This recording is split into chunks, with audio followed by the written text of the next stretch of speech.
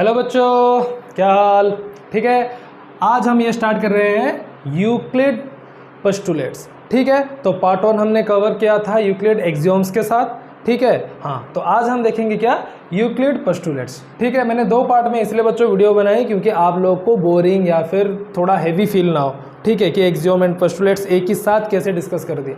ठीक है, ओके, चलो तो पोस्टुलेट्स की फर्स्ट पोस्टुलेट्स हम देखते हैं। ऑलरेडी मैंने एक्सियोम, पोस्टुलेट्स, थ्योरम के बीच में डिफरेंस भी पार्ट 1 वीडियो में मैंने बता दिया था। ओके, हाँ, तो लाइंस, हाँ, तो हम अभी यूक्लिड पोस्टुलेट्स डिस्कस करने वाले हैं। ठीक है, सो द फर्स्ट पोस्टुलेट्स क्या, ए स्ट्रेट लाइन में be drawn from one point two another point. That means 2 point अगर है, इन 2 पॉइंट में हम एक स्ट्रेट लाइन आराम से ड्रॉ कर सकते हैं। ठीक है, और एक ही स्ट्रेट लाइन 2 पॉइंट के बीच में ड्रॉ होगा।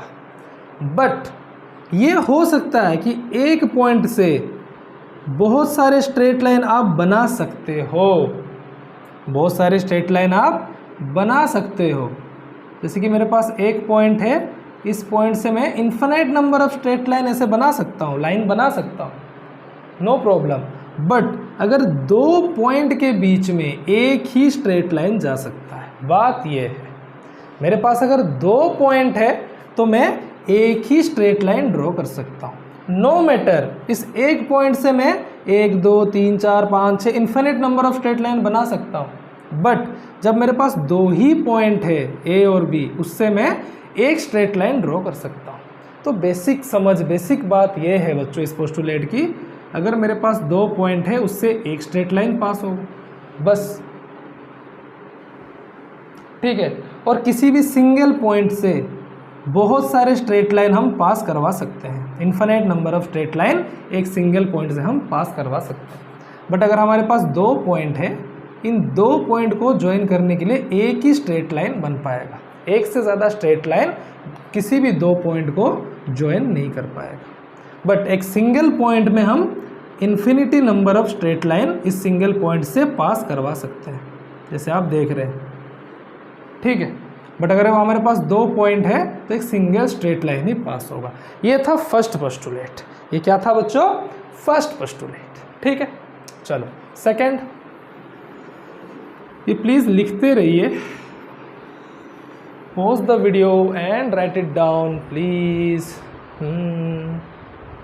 ठीक है, लिखते रहना साइमल्टेनियसली। सेकंड पोस्टुलेट क्या बोलता है, ए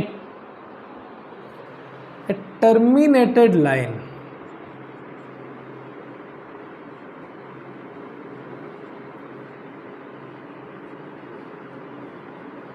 can be extended indefinitely।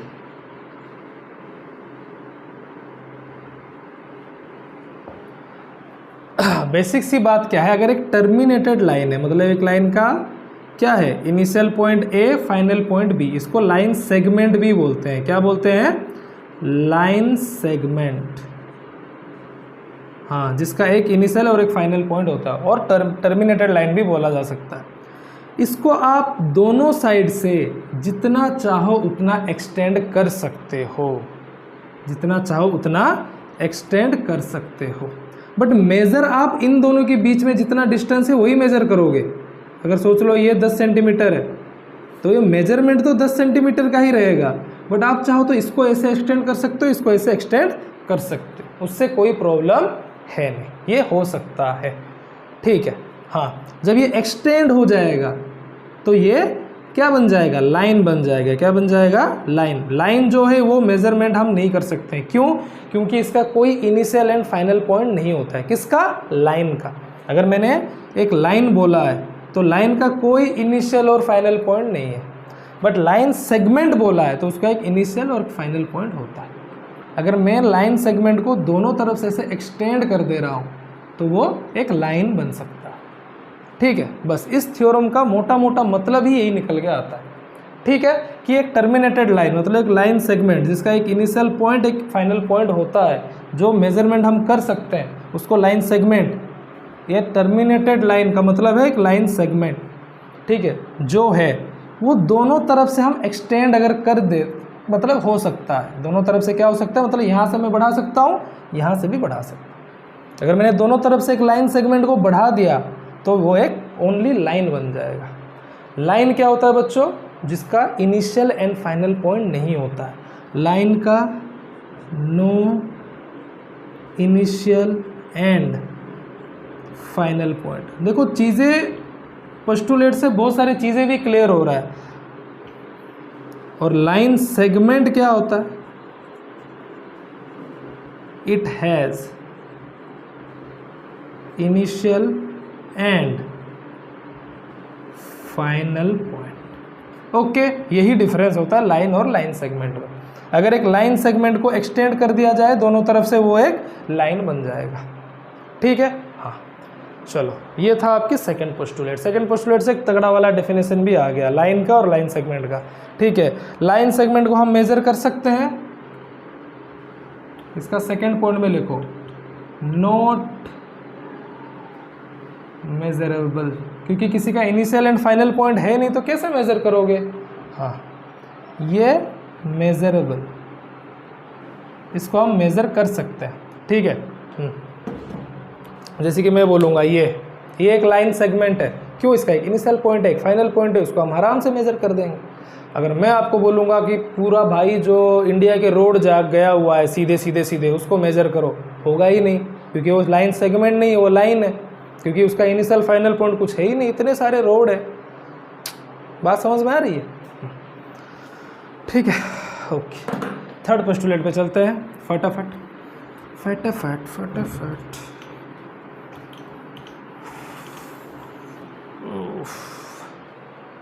Third क्या बोला,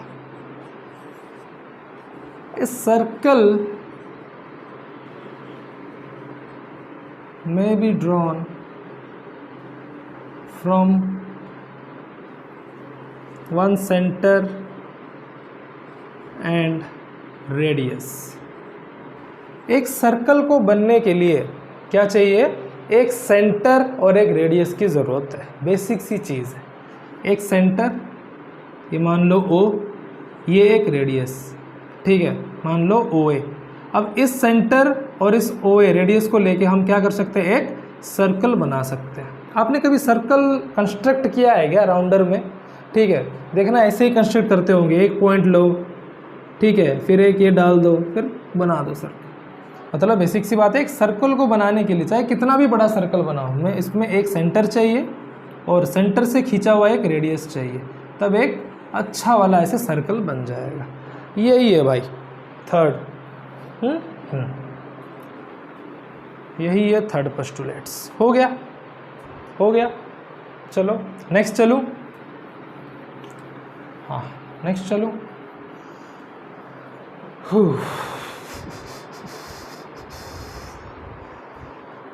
फोर्थ पोस्टुलेट क्या है, all right angles are equal.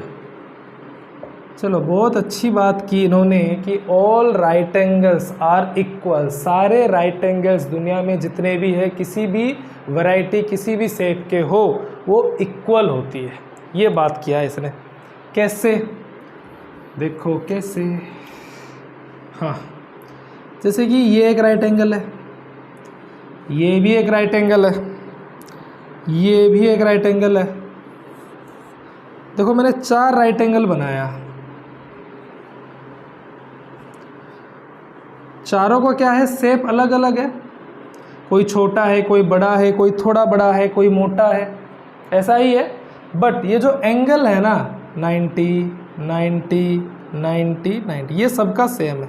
जो मेज़रमेंट ऑफ एंगल है वो सारे सेम है, चाहे ये छोटा हो या बड़ा हो या बहुत ही बड़ा हो या थोड़ा मोटा हो, ठीक है। जो मेज़रमेंट ऑफ एंगल है वो हमेशा इक्वल ही रहेगा, ये बोलना चाहता है। चाहे उस राइट एंगल बनाने वाला जो 2 लाइन है वो कितना भी बड़ा छोटा क्यों ना हो, जैसे कि ये छोटी लाइन से बना हुआ है, ये थोड़ा बड़े लाइन से बना हुआ है, ये और बड़े बड़े लाइन से बना हुआ है, ये कम बड़े बड़े, मतलब चारों का शेप अलग अलग है, वैरायटी चारों का अलग अलग है, बट जो मेजरमेंट ऑफ एंगल है वो चारों का सेम है। इसलिए बोला गया all right angles are equal, all right angles are equal. Okay, ठीक है। इसी को लिखना था क्या? लिख लो यार, मैंने गलती से ये कर दिया, मिटा दिया। हाँ, ड्राइंग भी बना लो प्लीज। लिख लो लिख लो।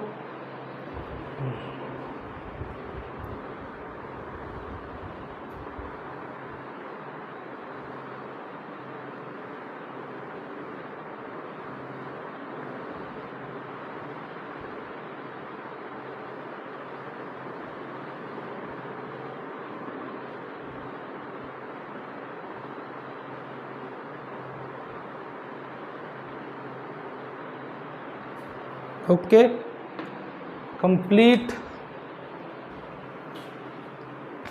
देन आपका जो 5th नंबर पोस्टुलेट्स है ना, ठीक है, उसका मैं थ्योरी लिख के बेकार में टाइम पास करना नहीं चाहता हूँ, ठीक है। थ्योरी समझने से पहले उसको वो चीज़ है क्या वो आपको मैं समझाने की कोशिश करता हूँ। देख, जैसे कि ये बोला गया है 5th नंबर पोस्टुलेट में, थोड़ा ध्यान से सुनो, थोड़ा ध्यान से सुनो। जैसे कि ये दोनों स्ट्रेट लाइन, अगर कोई एक लाइन ऐसे इंटरसेक्ट करता है आके, कोई एक लाइन एक ऐसे इंटरसेक्ट करता है P एंड Q पॉइंट में, कौन कौन से पॉइंट में? P एंड Q पॉइंट में, तो इसके जो इंटीरियर एंगल दो बन रहा है ना, जैसे कि मान लो ये एंगल A, ये एंगल B, तो ये angle A plus B 180 degree नहीं होना चाहिए। कितने डिग्री नहीं होना चाहिए बच्चों? 180 डिग्री, ठीक है, ये नहीं होगा, ये लेस देन 180 डिग्री होगा। ये क्या होगा? A plus be less than 180 degree होगा, तब जाके ये इसकी जो लेफ्ट साइड से भी इंटरसेक्ट करेगा, तब जाके ये इसके जो लेफ्ट साइड नहीं है उसके साथ भी इंटरसेक्ट करेगा इवेंचुअली, ठीक है। यही ये बोल रहा है।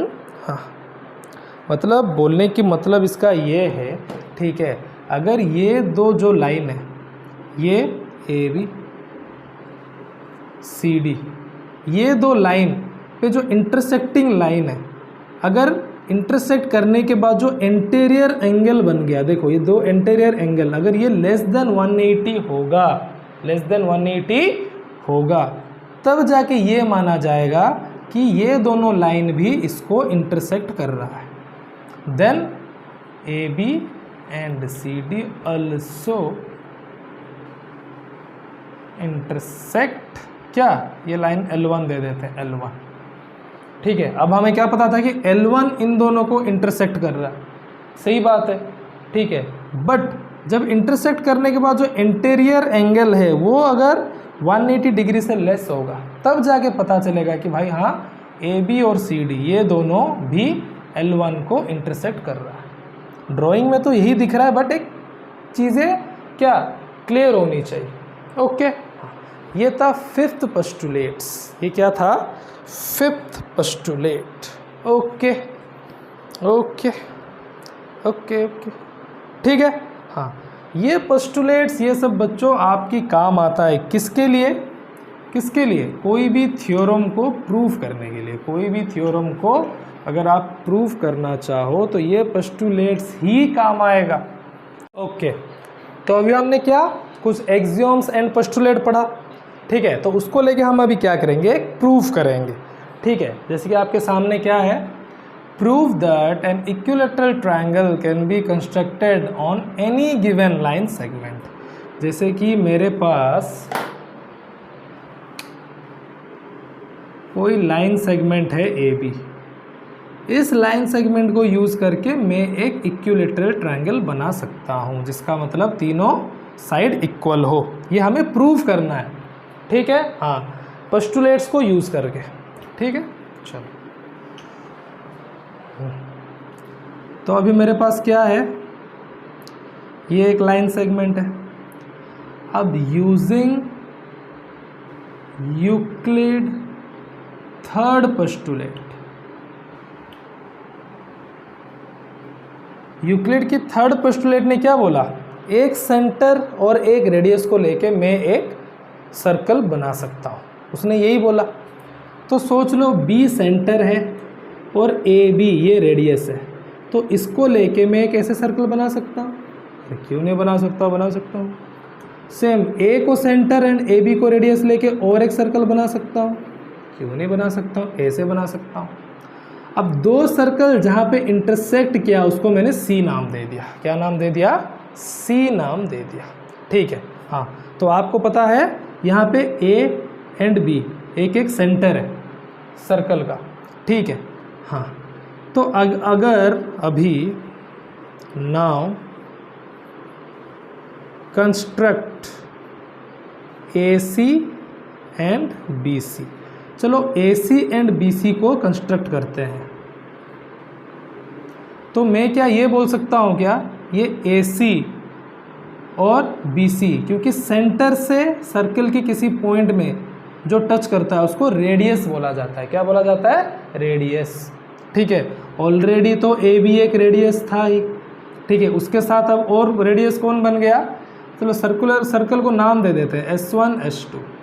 अब आप S1 सर्कल में देखना, ठीक है, ये ओनली ये वाला सर्कल, एक मिनट, ये वाला देखो, ये वाला सर्कल में देखो अभी।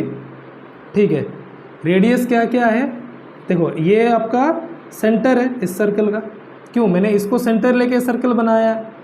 ठीक है, अज्यूम करो ये सेंटर है, तो रेडियस क्या क्या हुआ, ए बी और ए सी। रेडियस क्या क्या हुआ, in S1 circle radius A B and A C, single point से जो निकला है वो रेडियस होता है। ठीक है, और radius are equal in circle, circle का जो जितना भी रेडियस है वो सारे इक्वल ही रहते हैं।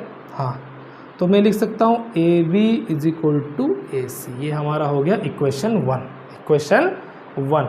ठीक है, हाँ। नाउ अब इन सर्कल S2, अब S2 सर्कल में देखो, ये नेक्स्ट वाला सर्कल में सेम BA और BC ये दोनों रेडियस है। देखो इस सर्कल में, ये वाले सर्कल B आपकी सेंटर है, तो B से जो A है ये एक रेडियस है, ये एक रेडियस। सो मैं लिख सकता हूँ BA मतलब जो AB BA एक ही है, AB एंड BC रेडियस। तो सर्कल का रेडियस इक्वल होता है, तो AB is equal to BC। ठीक है, ये equation 2। So finally from 1 and 2, equation 1 and 2 से क्या पता चलता है, AB AC के साथ भी इक्वल है, AB BC के साथ भी इक्वल है। तो तीनों इक्वल हो जाएगा बच्चों, AB is equal to BC is equal to AC। क्यों, क्योंकि AB इसके साथ भी इक्वल है, AB BC के साथ भी इक्वल है, तो तीनों इक्वल हो गए। तो AB is equal to BC is equal to AC हो गया। मतलब जो ये ट्रायंगल हमने ड्रॉ किया वो कौन सा ट्रायंगल हो गया, इक्विलैटरल ट्रायंगल हो गया। तो इसको हमने क्या पोस्टुलेट्स एंड एक्सियोम्स के साथ प्रूफ किया। ओके बच्चों, सो इसके साथ हमारा खत्म होता है चैप्टर 1 की बेसिक कॉन्सेप्ट, सॉरी चैप्टर 5 के basic concept Euclid geometry, axiom, postulates and एक प्रूफ मैंने आपको दिखा दिया। ठीक है, जिसको लिखना है प्लीज़ लिख लीजिए। यहाँ से स्टार्ट है, यहाँ से स्टार्ट है, हाँ डिवाइड कर देता हूँ, हाँ यहाँ से स्टार्ट है, फिर ये है, फिर फाइनली ये है। ठीक है, हाँ कुछ नहीं करना है, पहले 2 सर्कल बनाओ, ये कंस्ट्रक्ट कर दो, फिर 2 सर्कल को लेके इसको प्रूफ कर दो। ठीक है, ओके। चलो नेक्स्ट क्लास में हम एक्सरसाइज की तरफ बढ़ेंगे इसके। ओके।